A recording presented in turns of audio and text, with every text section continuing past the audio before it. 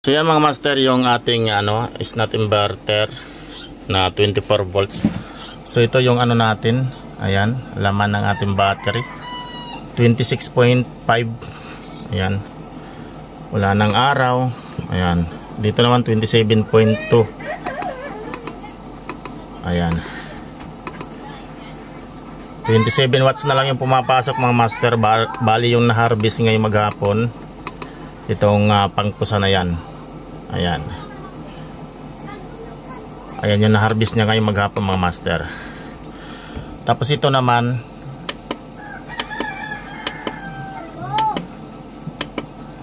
ayan, yung na-harvest niya maghapon sa dalawang 100 watts na naka-series mga master.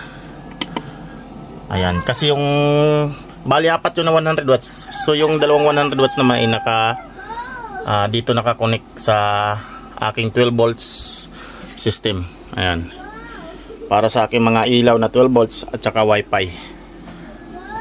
Okay, so ito naman dalawang 370 watts.